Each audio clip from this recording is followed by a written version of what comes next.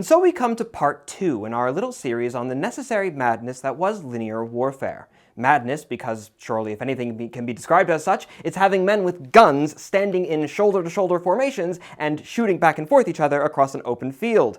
And necessary because, as crazy as that sounds, it was actually typically one of the best ways of armies of this time period to fight each other. And one of the many reasons why that is has to do with maximizing the army's firepower and their efficiency in melee combat.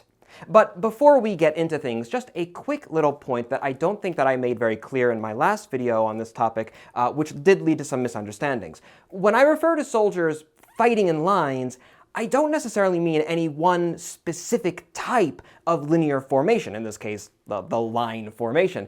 Rather, I'm talking more broadly about the principles of fighting in close order while standing up, be those soldiers in a line, in a column, in a square, or any variation thereof. It's all basically just lines arrayed in different shapes, if that makes sense. This is more about the idea of why were they standing up so close and marching like that, as opposed to a particular doctrine of any particular formation and blah, blah, blah. So, with all that, let's just have a quick word from our sponsor, Exter, and then we'll begin. No, that won't work either. What's the matter there, mid-tier historical YouTuber Brandon F? Oh, it's just I'm trying to come up with a sketch idea for this Exter ad. This video is past due and I need to submit it. I'm at a real 0 hour here and I can't think of anything good. Oh yes, that's quite a pickle, isn't it? Oh yeah, it is quite a pickle. Well, I mean, do you actually believe in the product? I mean, actually, yeah, I really do with this sponsorship. It's genuinely replaced my ratty old bifold. I carry the thing every day. It's a really nice wallet, and it's actually super convenient with how slim it is, and it's able to carry all my stuff without any issue, up to like 12 cards plus cash as well. Well, then just talk about that. Yeah, but like, just a plain old ad read without a sketch, without comment? I don't know, it feels lazy. I feel like a lot of people, they said they really enjoy my little sketches. I can't just forget about them, but I can't think of anything that'll let me talk about things like their high-quality materials, their built-in RFID protection, and the solar-powered tracking all in one bit, and not have the ad take way too long and also be funny at the same time. It's just, I mean, of course, I get writer's block during their anniversary sale when people can get up to 25% off from now until the 24th of April. Perhaps you mightings use an silly voice for your advertisings. No, there needs to be more to it than just a bad accent. I need something slick, something catchy, satisfying, sort of like Extra's quick card access button, Perhaps you might try a direct order to your audience. Visit the link in the description below and use your code, Brandon F, to make use of such a fine deal. I mean, surely they'd follow order. God, no, are you kidding? Half the people watch me just for the cringe. Oh yeah, I don't think we're really helping you with the cringe element right now, are we? Yeah, no, don't worry about it, guys. Just, I appreciate the help. Really, I do. I just have to sit here until I think of something. I mean, at least I know that I have to include one thing in the ad for certain. Oh, what is that? Well, that I ought to say, thank you to Exter for sponsoring this video. Swing on down to the description below to use the code BrandonF and get up to 25% this anniversary sale. Now, on to the video. This one is pretty straightforward, but it's also one of the most significant factors to understanding the logic behind linear warfare. The tighter packed the men are, standing shoulder to shoulder with multiple ranks, the more muskets an army is able to fit in any one space on the battlefield. More muskets means more rounds in the air and more targets going down across the field. Say there are two opposing lines marching up to fight one another. They both have the same frontage, meaning they're occupying the same amount of horizontal space, and both of them are in two ranks. And let's say that one of these formations is at a close order, standing pretty close to shoulder, just a little bit of elbow room between each man. Meanwhile, the other line is in open order, with a full arm's length, or even 2 arms lengths, potentially, depending on the time and the place and blah, blah, blah, but a significant amount of space between each of those files. Now, if the open order line is able to bear, say, 20 muskets, like 10 men, 2 ranks, 20 muskets downrange in any one, part of the battlefield, well, then the close order line, standing tighter together, they're going to be sending down at least twice as much lead, maybe even more, downrange as the open order army. And even if one army is much smaller than another army, if they can condense their firepower into one particular spot on the battlefield, well, then they can use that concentration like a needle, like a knife, to push, to punch, to pierce a hole through an enemy's more dispersed line. Even if there's more guys on the other side, if they're all spread out, they won't necessarily have the ability to apply that force in any one given location. But hold on there now. Sure, theoretically, the odds of any one soldier getting shot are going to be pretty much the same regardless of how close those files are. If I'm standing in a line and a round goes by me right there, well, whether it hits a guy that's standing there or if it just goes through open space, that doesn't change the fact that it was never going to hit me. So individually, the odds aren't really changing there. But in the bigger, more statistical sense, the line with their men more spread out is naturally going to suffer a lot less casualties, rounds that would have hit your neighbor instead passing through, again, open air. They may not be sending out as much lead, sure, but they're also going to be taking a lot less hits, especially if they do things like take cover and use the terrain around themselves in a way that much more densely packed organizations can't.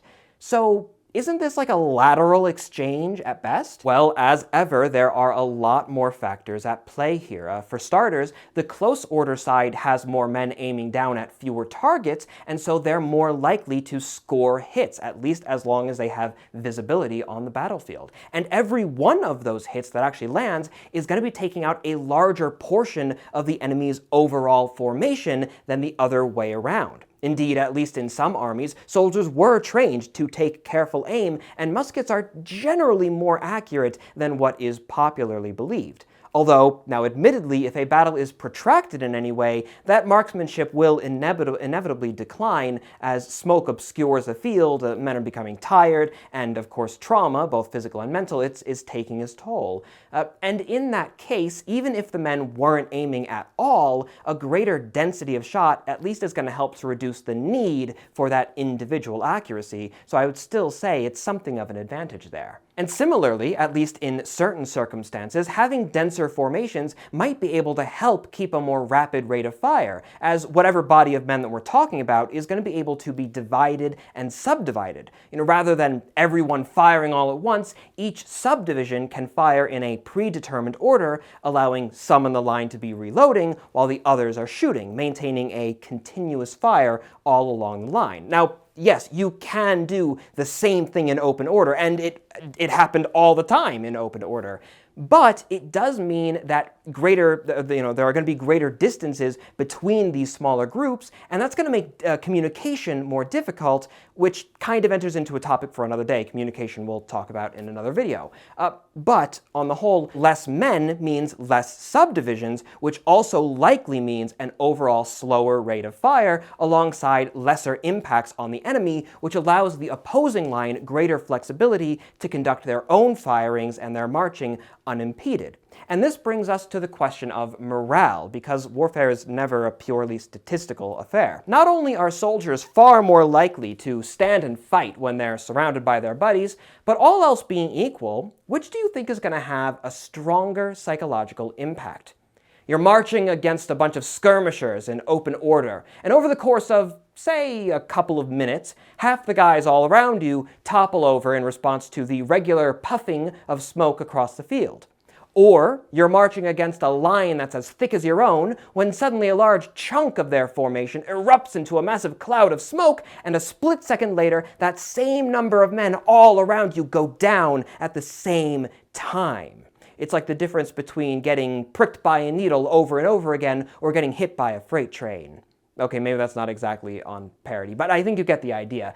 The same casualties, but a much different effect. Like a hammer blow, shattering the psyche all at once, rather than a slow burn that's going to allow the man to rationalize and think about other things like the consequences of flight. So with all this being the case, like I said, even if a smaller army is able to concentrate its firepower effectively, well then they can use that localized advantage to punch a hole into the enemy's line and move a large number of men into that gap to exploit it. And if in the course of that advance, these two lines should meet in melee combat, well then a possibly even more significant advantage of close order lines comes to bear with the bayonet, where one side is presenting an endless wall of steel to the front, with healthy reserves to the rear ready to take the place of any man who falls to the front, and where every individual soldier is able to aid and reinforce the men to their sides. The side with wider gaps in their lines is going to be, is going to be at a much bigger and obvious disadvantage. All of this is why a lot of military discourse from this period focused on the ideas of combat like width and depth. It's kind of weird to use those terms because in most warfare, like army depth means something very different. But here I mean like literally the width and the depth of these individual formations, not like in the doctrinal sense, but like at the company level.